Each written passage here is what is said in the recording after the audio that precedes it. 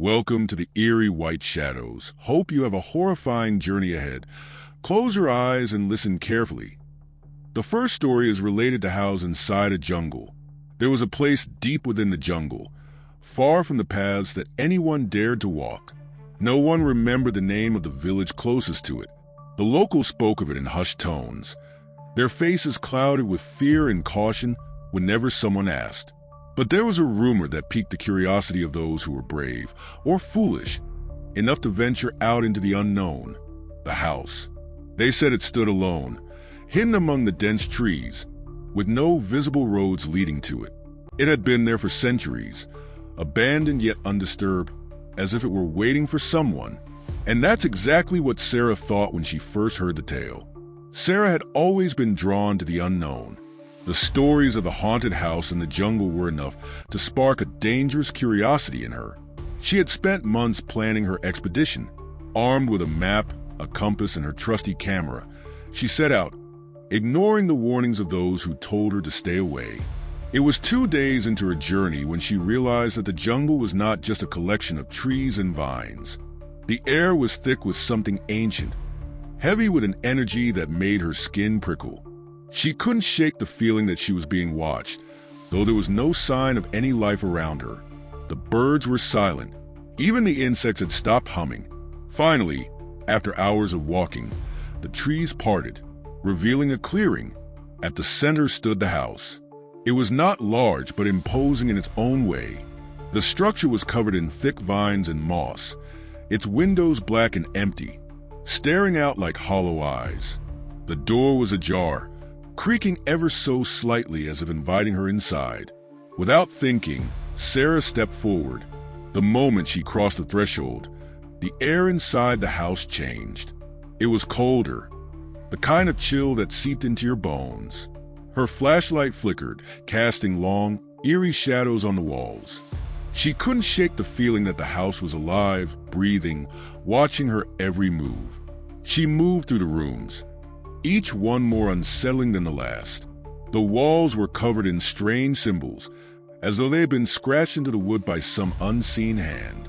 The furniture, though old and decaying, was strangely untouched by time. A dusty grandfather clock stood in the corner of the living room, its hands frozen at midnight.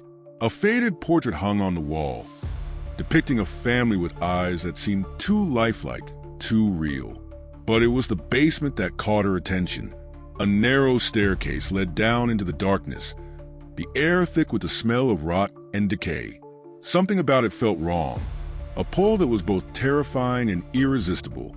She hesitated for a moment, then descended the stairs, each creak of the wooden steps amplifying the silence that enveloped the house. At the bottom of the stairs, she found a small room. The walls were lined with shelves filled with old books, jars of unidentifiable objects, and what looked like human bones. But the most chilling sight was in the center of the room. A large, ornate mirror stood against the wall, its surface covered in a thick layer of dust. As Sarah approached it, her reflection flickered in the glass. Except something was wrong. Her reflection moved on its own, its eyes dark and hollow, staring back at her with an unspoken hunger. Suddenly, the door at the top of the stairs slammed shut, trapping her in the basement. The air grew colder, suffocating. Sarah's breath came in short gasps as she tried to open the door, but it wouldn't budge.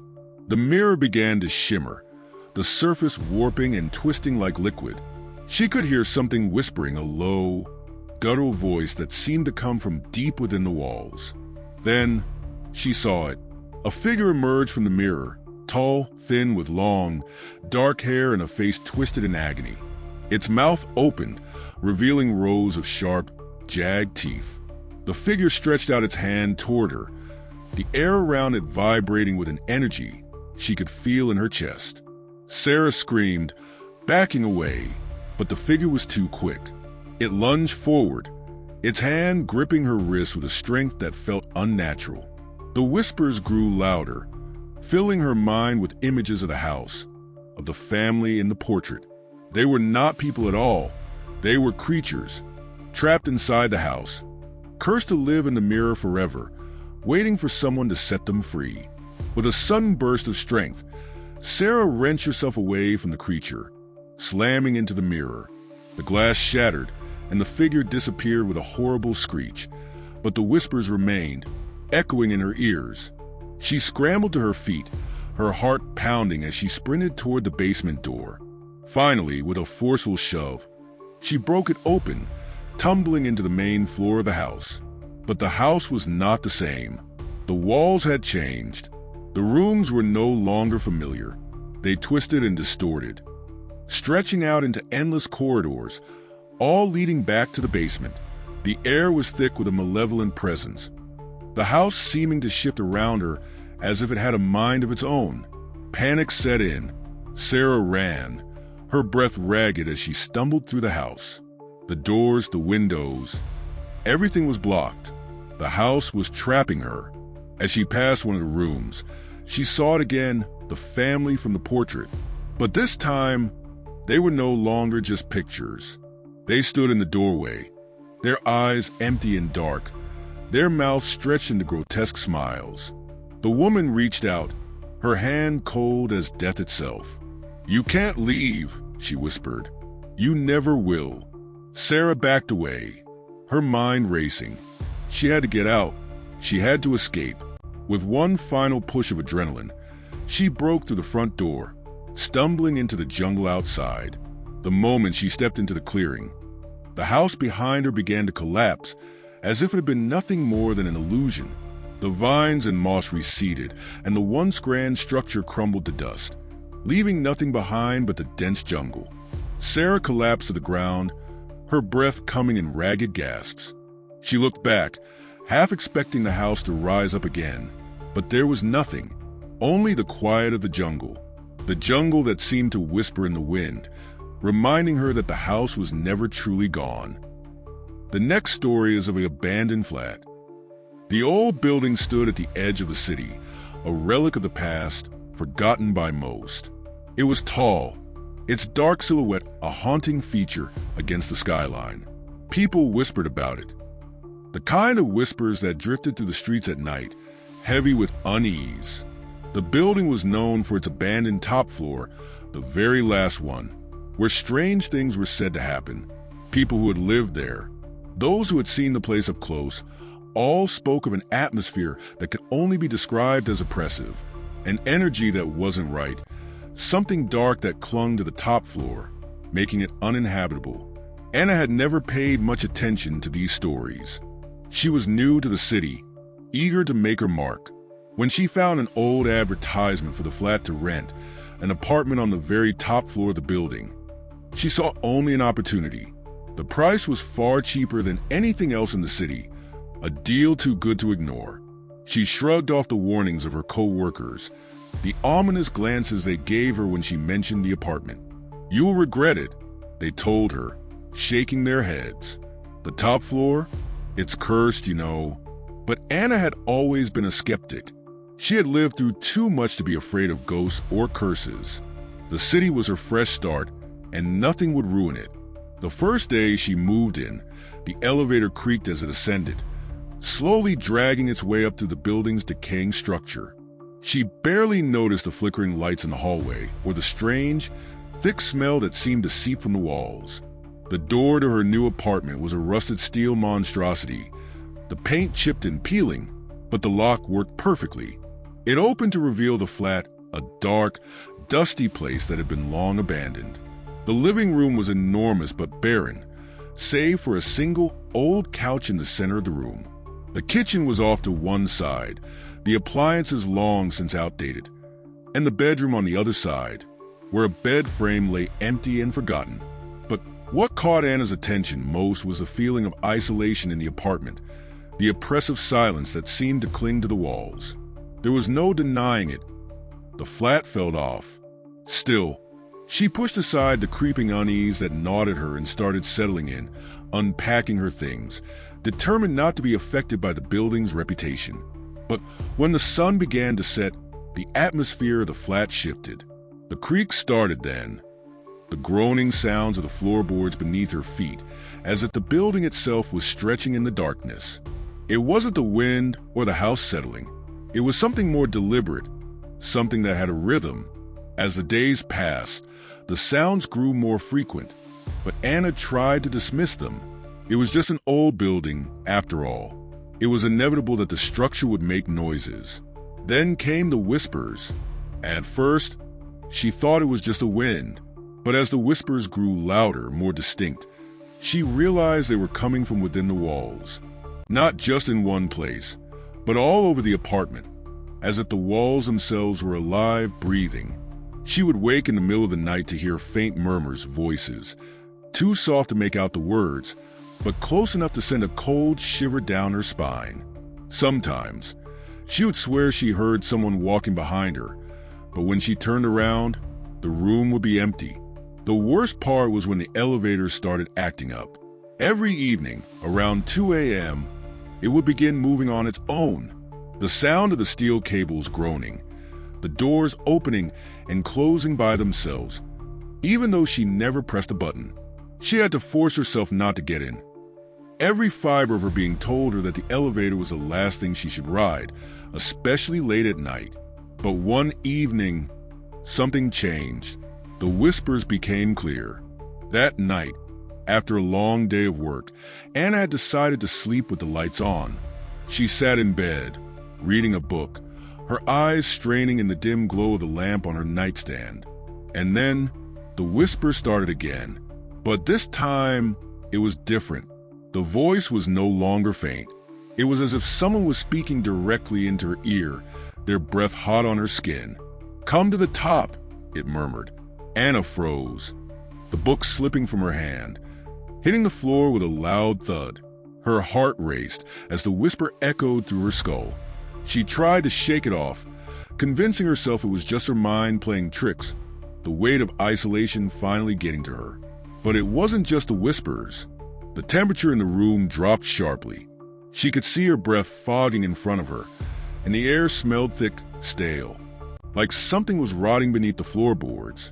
A deep sense of dread washed over her, something ancient and primal, a feeling that told her she wasn't alone. Suddenly, the elevator dinged. The sound reverberated through the apartment, even though she hadn't called it. She tried to ignore it, but the hair on the back of her neck stood up. The elevator doors opened, and Anna could hear the soft scrape of shoes on the floor outside her apartment. But no one was there. Panic gripped her as she rushed to her feet and checked the hallway. Empty, nothing but darkness stretching in both directions. But it was then that she saw something. A shadow, tall and thin, moved in the corner of her vision. It was standing at the end of the hall, just beyond the edge of the doorway, almost as if waiting. The silhouette was hard to make out, but Anna could feel its presence. It was watching her, waiting for her to look. Her breath caught in her throat as she backed away, slamming the door shut and bolting it. She locked every window, pulled the blinds down, and tried to force herself to sleep. The next morning, she could still hear the whispers, but now they were coming from the top floor. With trepidation, Anna finally decided to investigate. She climbed the stairs, her heart pounding as she ascended to the very top. The air grew colder with every step, the silence growing heavier.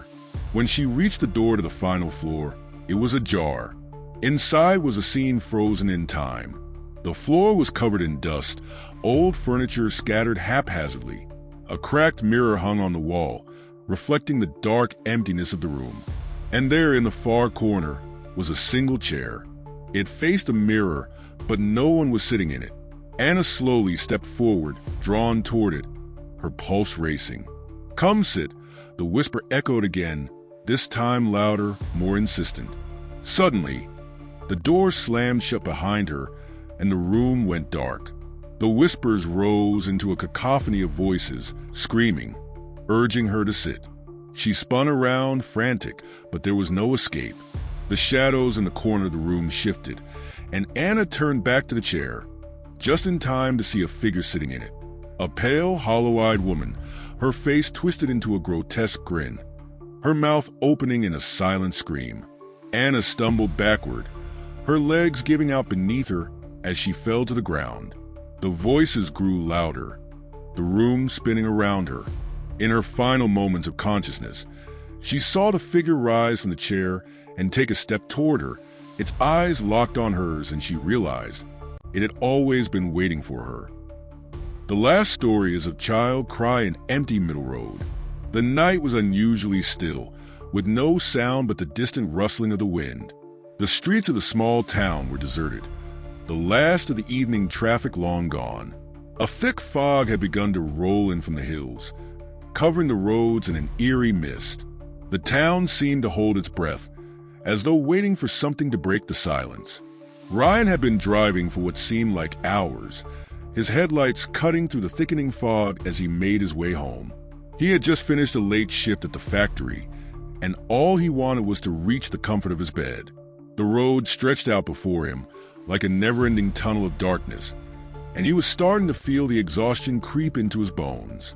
As he approached a long stretch of road that led to the outskirts of town, something caught his eye, a faint glow up ahead, barely visible through the mist. At first, he thought it was a trick of the fog, but as he drew closer, he realized it was something far more unsettling. A child, standing alone in the middle of the road. Ryan slammed on the brakes, the car screeching to a halt as he stared at the figure ahead. It was a young boy, maybe 6 or 7, his small body trembling in the cold night air. His clothes were ragged, torn at the edges, and his bare feet were covered in dirt. His face was obscured by dark, matted hair. But Ryan could hear it, the faint, heart-wrenching sound of the child crying. Ryan's stomach twisted with unease. What was a child doing out here, alone in the middle of the road at this time of night? "Hey, kid," Ryan called out, his voice trembling. "What are you doing out here? Are you okay?" The child didn't respond. He just stood there, facing the ground, his sobs growing louder. Ryan's heart raced. Something wasn't right. The road was empty, no cars, no people. And the boy, there was something off about him, something that made Ryan's skin crawl. Ryan got out of the car, his feet sinking slightly into the damp asphalt as he walked toward the child. The fog seemed to close in around him, swallowing up the faint glow of the streetlights. The closer he got, the more his unease grew. The child's cries grew louder, more desperate, but still, he didn't lift his head. "Hey, kid," Ryan repeated, his voice softer now, though his hands trembled. "Where's your parents? Where do you live?" The boy didn't respond, but the sobs continued, echoing through the empty road like a haunting lullaby. Ryan stopped just a few feet away from him. His heart was pounding in his chest now, his breath visible in the cold air. He took a hesitant step forward, wanting to comfort the child, but a strange, nagging feeling in the back of his mind told him not to get any closer. But before he could stop himself, he reached out, his fingers brushing the boy's shoulder. Suddenly, the child stopped crying. Ryan froze. The air felt colder, the fog thicker, as if it had swallowed the sound of the night itself. The boy's head slowly lifted, revealing his face. Ryan's blood ran cold.